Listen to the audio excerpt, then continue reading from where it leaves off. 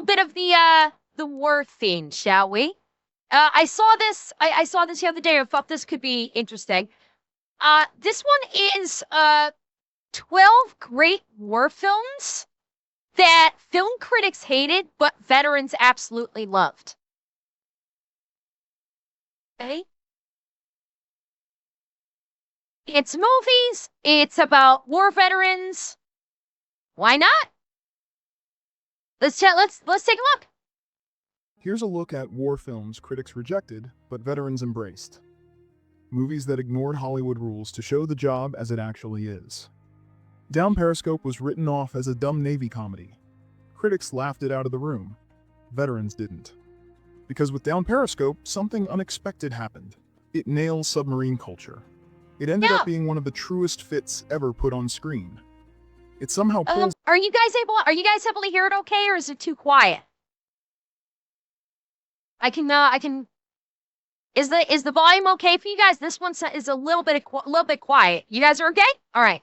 Yeah, like we saw this in movie night, and like it depicted not only submarine culture, it also depicted like submarine combat really well, like submarine tactics. That's one thing that Down Periscope did really well, is it was quite accurate to living on a sub and the tactics in the sub, and like how the crew would react when they have a crisis on board. It was all pretty fucking accurate. Granted, it had a comedic spin to it, but it was accurate. It ended up being one of the truest fits ever put on screen. It somehow pulls that off while landing one of the best fart jokes in cinema. This movie understands the boat, the constant noise, the boredom that grinds you down, the equipment that barely works. The crew looks like a mess, but they function like a unit when it matters. Yeah. Nothing feels polished or heroic, and that's the point. They filmed this on the USS Pampanito, a genuine World War II relic, and you can practically smell the diesel and stale air in every frame. The humor isn't layered on top. It comes from how submariners actually talk to each other. It's sharp and functional. That's why Navy vets embraced it. It's honest, it's lived in, and it sneaks real respect for a sequel to this, Aranami? A sequel to Down Periscope? It's too late. Unfortunately, if they tried to do a sequel to Down Periscope, it just wouldn't work. The cast is all way too old. And some of them might not even still be alive.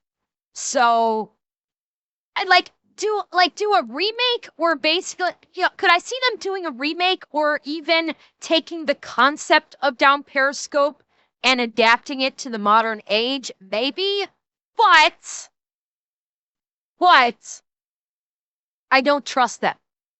I don't trust Hollywood to be able to do a movie that accurately depicts submarine life, submarine tactics, submarine combat the way that Down Periscope did. I don't trust that whatsoever. I don't trust Hollywood to do a fucking thing right now without screwing it up. It's way too much time has passed. The people in charge will fuck it up. So no, I don't see it happening. the service under the laughs. 10 years before the Blair Witch Project got the credit, 84, Charlie Mopic invented the found footage war film. Director Patrick Shane Duncan, a combat veteran, committed fully to the concept. The entire movie is shot through the lens of a specialist embedded with a recon team. There is no score. The frame shakes when they run, the lens gets splashed with mud, and cuts only happen when the operator physically changes the film magazine. It creates a terrifying intimacy where soldiers look right at you to explain the survival logic of the bush. It may not have the polish or budget of Platoon, but it captures the tension of a patrol better than the classics. It's an interesting experiment that is definitely worth a watch. While the 1980s Vietnam genre was defined by Rambo's exploding arrows or Platoon's moral crisis, Bat 21 went in the opposite direction. It stripped away the firepower and focused purely on evasion. Gene Hackman plays Lieutenant Colonel Iciel Hambleton, not as a warrior, but as a desk-bound strategist. He understands navigation, but nothing about survival. It's a true story based on William C. Anderson's 1980 book, dramatizing the real 1972 rescue. The tension relies almost Interesting. entirely on the claustrophobic connection with Danny Oh, Glover's that's right. spotter Danny plane. Glover was in this. Instead of staging a massive shootout, the extraction is navigated using a code based on specific golf course holes. A detail that sounds like a Hollywood invention, but is historically accurate. It captures the terrifying isolation of being a high-value asset alone in the green. It's overlooked, and it shouldn't be. Bat 21 is one of the most grounded, survival-focused Vietnam films of the era. Act of Valor isn't a film you judge online readings. Here we go. You judge it on called it. movement. Critics heard stiff dialogue and tapped out. Veterans watched the spacing, the timing, and the muzzle awareness, and recognized the rhythm immediately. The directors built it around procedure, casting active-duty Navy SEALs to ensure they moved exactly as trained. That's probably why the critics hated the film. Yeah, these weren't like Act of Valor is something I know about. I've seen some of Act of Valor.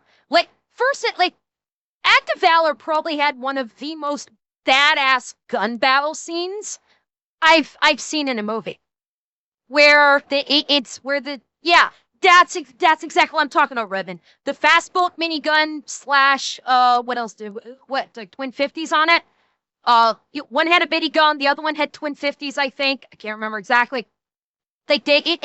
Where the SEALs are doing the SEALs do an insertion to extract, I think it's a journalist from cartel. The cartel had captured like a journalist or something, American journalist. The SEALs do an insertion to extract her, and on the way out, basically shit goes tits up. They get into a firefight.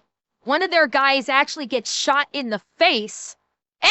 CIA asset. Thank you, McCowney.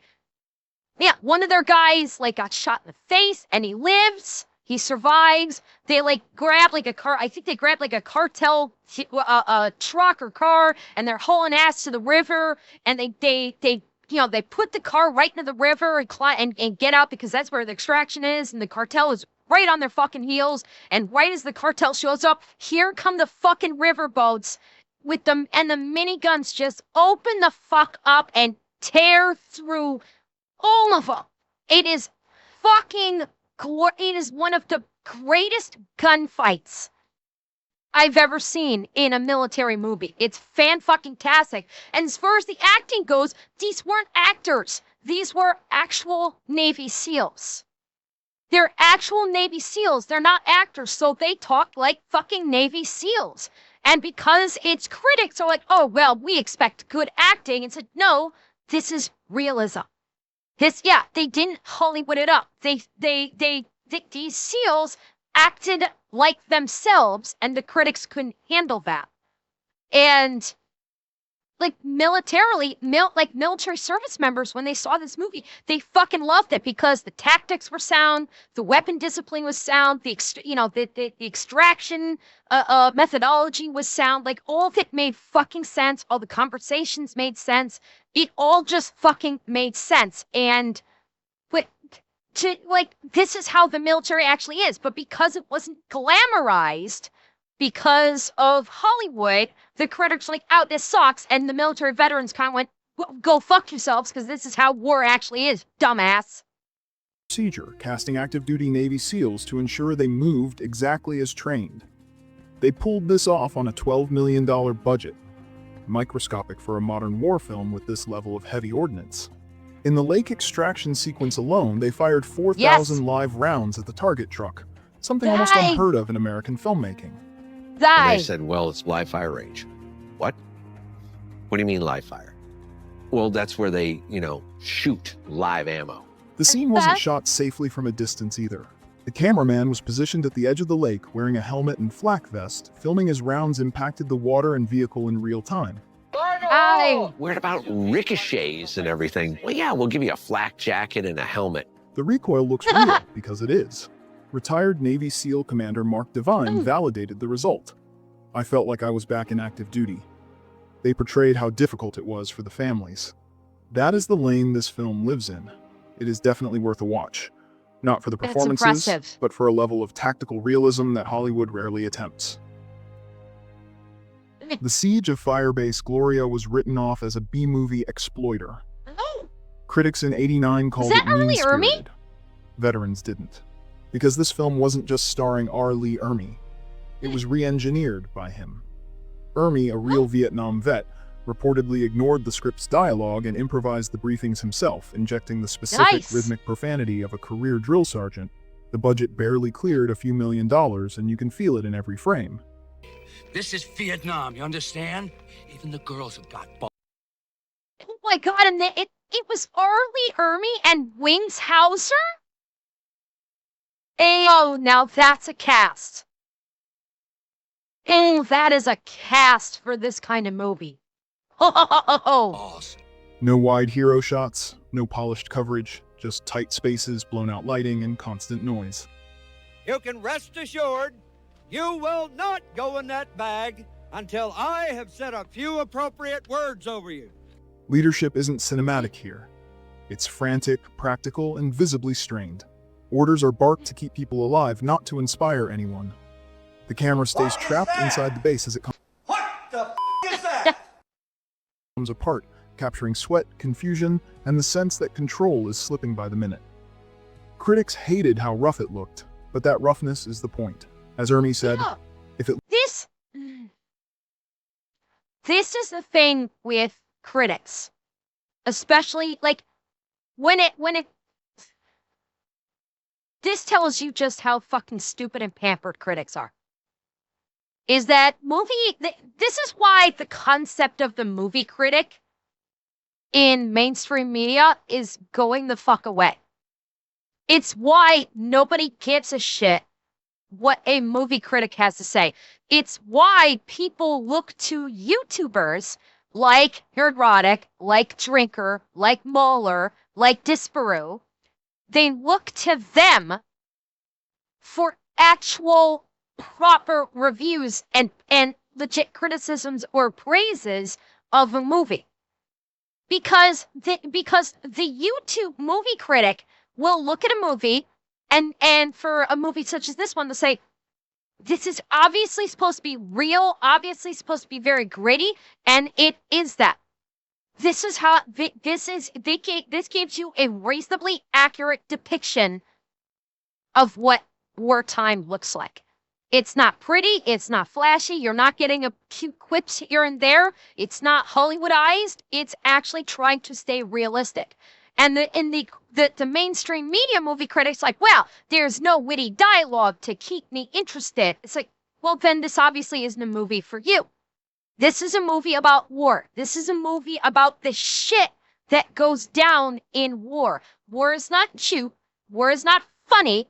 War is not flashy. War is not pretty. War fucking sucks. War is gritty. It is painful. It is heartbreaking, and it's intensely lethal when you're not expecting it. Especially when you're not expecting it. That's real.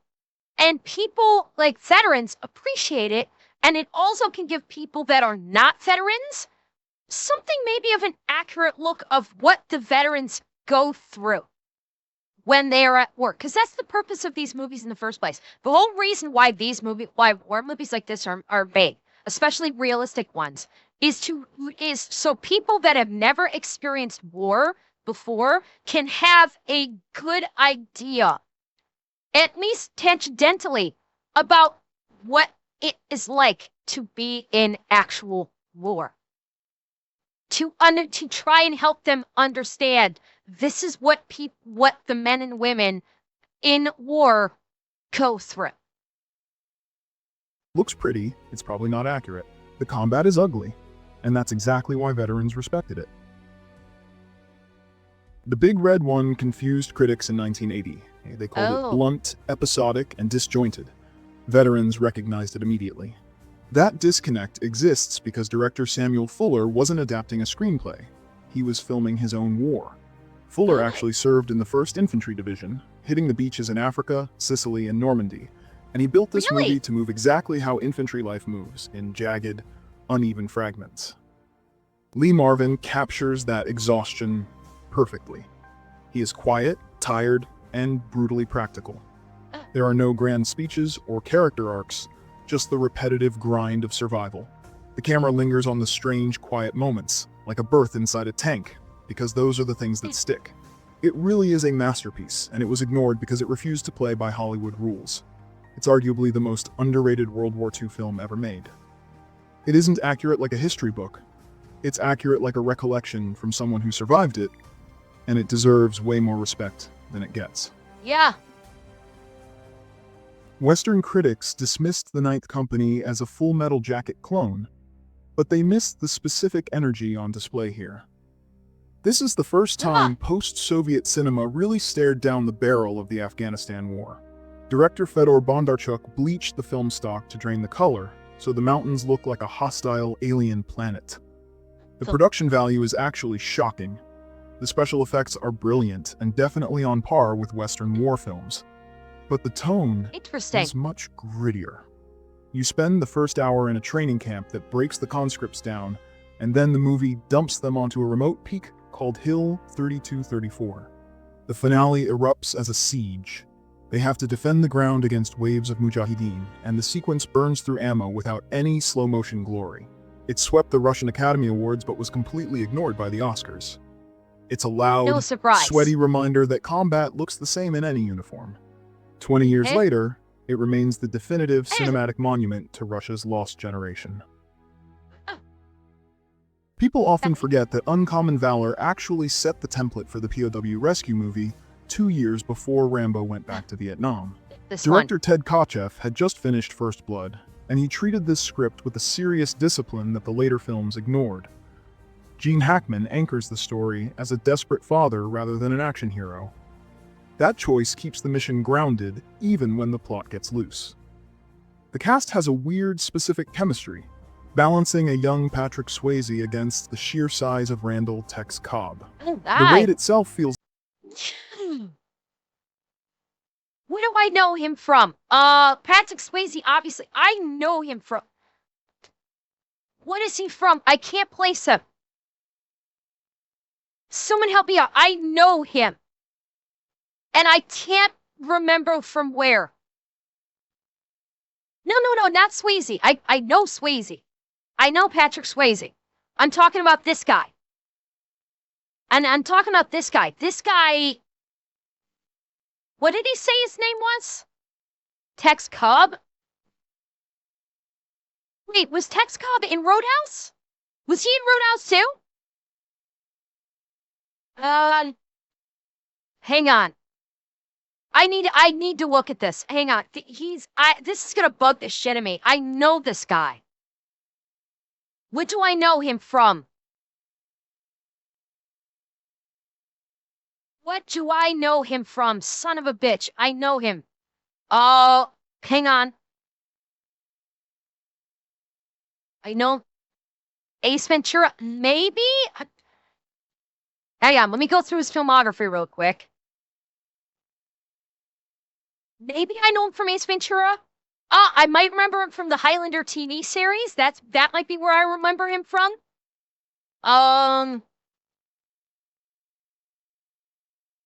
I think it might be the Highlander TV series that I'm remembering him from. That's where I think I'm remembering him. It is when he was in that TV series. I think that's why. Yeah, he played Kern from the Highlander TV series. I think that's where I remember from. The raid itself feels dangerous because the characters are not written as invincible operators. They are just aging veterans using their own money to settle a score. 40 years later, this is still the most credible, character-driven entry in the entire POW action cycle. The Pentagon Wars plays like a dark comedy, but the writers pulled the dialogue directly from Colonel James Burton's memoirs. HBO produced this back in 1998 to expose... Now, okay, I've heard something about this.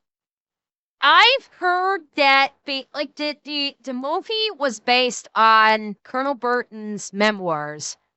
But yeah, and Grey Matter, that's what I've heard a lot of people, when I brought this up in other videos before, there was a video I did a while back that talked about, it might have been a Nick video, I don't recall.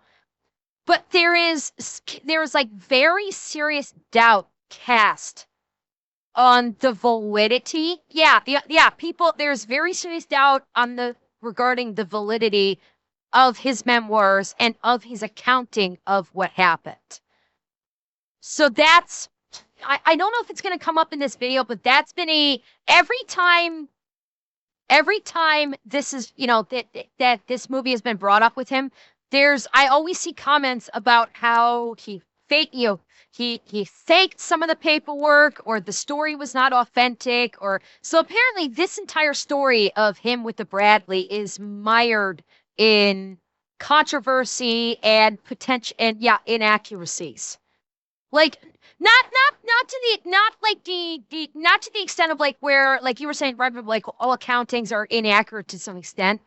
Supposedly, and I have no clue if this is true. I have no idea if this is true, but I always see commentary that say that that Burton's accounting of what occurred with the Bradley is highly inaccurate. That there is, like, to the point that I think some people have said it's like blatant lies in his memoirs and his accounting of what occurred with the Bradley. Now, I have no idea if it's true or not, but this is one story that there's a lot of questions.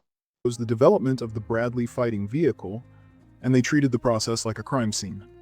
Carrie Elwes plays the outsider trying to run a simple live-fire test, while Kelsey Grammer stonewalls him with 17 years of red tape. The dialogue is fast and technical. You watch them spend billions of dollars turning a troop transport into a tank that can't swim, can't hide, and burns immediately on impact. Laser-guided, state-of-the-art. And it proved what? That we have an effective weapon as long as the enemy allows us to build a 2-story crane directly above their tanks? Uh-huh.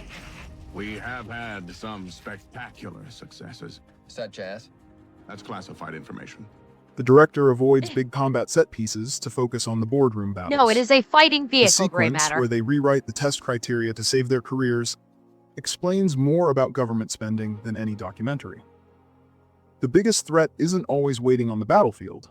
It's the bureaucracy back home. This is an overlooked gem and the sharpest military satire since Dr. Strangelove. 20th Century Fox took a massive risk with Tora Tora Tora by hiring 2 completely separate production teams to shoot the American and Japanese sides simultaneously. That decision killed the pacing for critics in 1970, but that dry approach is exactly why it works today. The film ignores melodrama entirely to focus on a forensic timeline of the disaster. You watch the attack creep forward through lost memos, ignored radar blips, and diplomatic delays. The studio refused to cast big stars, so the focus stays strictly on the errors rather than the egos. Fox backed that gamble with a budget of... And I betcha that's why the critics didn't like this movie. Is because... What? Okay, Jones, I don't know why the auto mod grabbed you on that one, but the auto mod grabbed you on that one, Jones. I don't know why. I think that's one reason why the critics didn't like it, is because the movie probably focused on the mistakes and not on, it didn't focus on like heroism. It was like, yeah, it's like they wanted, this movie was made back during a time where they wanted like happy endings. They wanted bombastic casts with well-known names. And if it was an unknown, they're like, well, this movie sucks. And the ending's not happy. It's talking about all the mistakes that were made. And again, fucking critics. It's even back during this time period, nobody cared about the fucking critics, because the critics usually have their fucking noses in the air and they're like, we are the smartest and we don't care. Strictly on the errors rather than the egos. Fox backed that gamble with a budget of roughly $25 million, enormous for the time, and put it on screen. When the planes finally arrive, the scale is terrifying. They filled the sky with real replica Zeros and Vals, staging low-altitude stunts that would be illegal on a modern set. It's loud, mechanical, and totally unforgiving. It's for sure the most historically accurate depiction of the attack ever put on film. Mel Gibson showed up on We Were Soldiers with a clear mission statement. Yes. This film isn't about politics. It's about courage, sacrifice, and honoring the men who were there. That decision reshapes the entire movie. It cuts away the cynical madness that dominated Vietnam films for decades. You don't see drugged-out draftees. You see trained professionals doing a job. The sound design hits like a weapon. Huey rotors pound non-stop until they become the film's pulse. When the broken arrow call comes in, the frame fills with napalm, smoke, and close-quarters chaos. Nothing feels staged. Nothing feels safe. The script even treats the North Vietnamese army as organized and deliberate, not faceless targets. That matters. The film ignores the why of the war and stays locked on the how. When everything collapses, ideology disappears. What's left is discipline, trust, and survival. We Were Soldiers stopped Hollywood from framing these men as victims. It finally treated them like soldiers.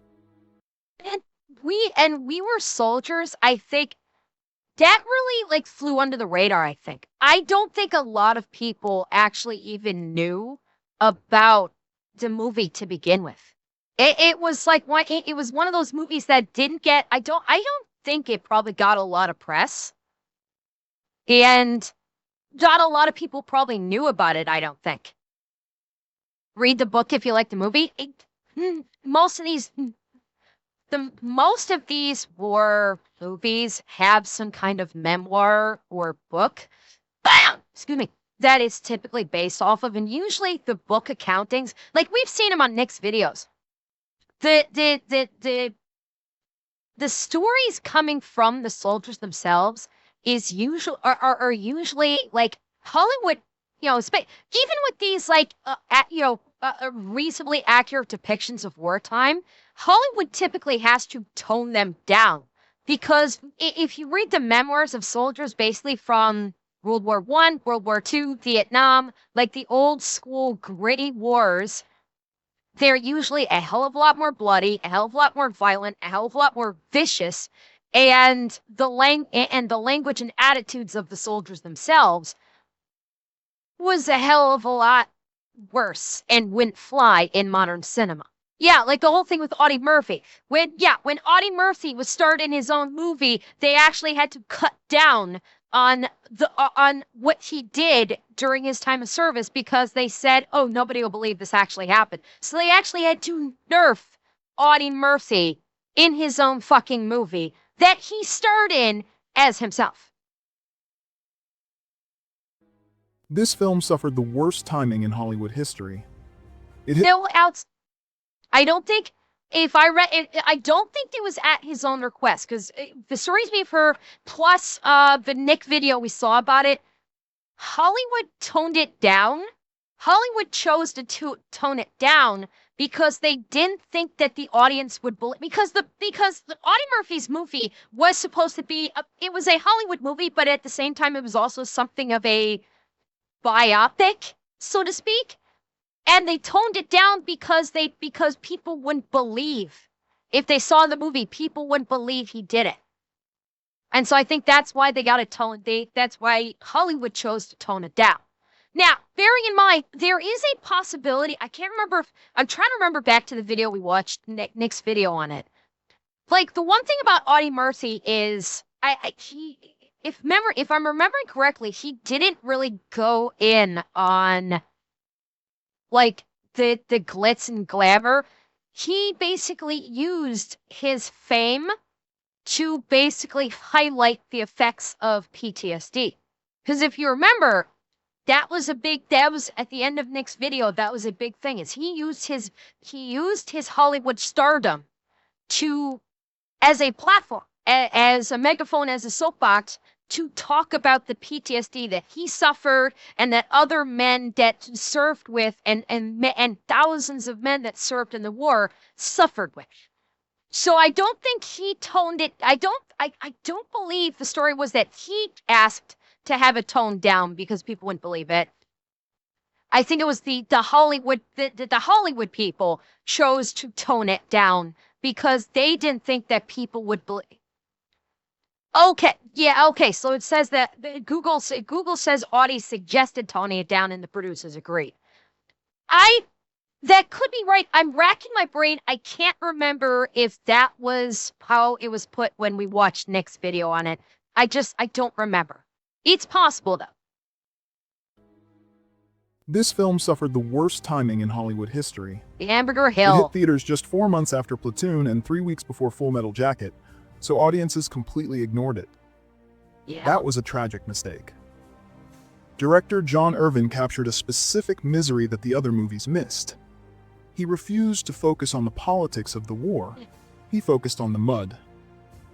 The production team took a hill in the Philippines and stripped it bare with bulldozers. They used high-pressure hoses to churn the soil into a waist-deep slurry. The shoot became so punishing that the cast suffered from real trench foot. The 1,000-yard stairs you see in the finale are not acting. The combat is not about tactics. It is about gravity. You watch them crawl uphill 937, get chewed up by machine gun fire, and slide back down in the sludge. It captures the sheer futility of taking ground that nobody actually wanted. It's a true masterpiece that captures the horror of combat better than anything else in the genre. That's 12 war films critics dismissed and veterans understood. Not perfect movies, just honest ones. Thanks for watching. If there's another war film critics got wrong, drop it in the comments. Subscribe for more films that care less about polish and more about truth. Yeah, like I think that there's actually quite a few war movies out there that could also have made this list that just didn't show up in this list.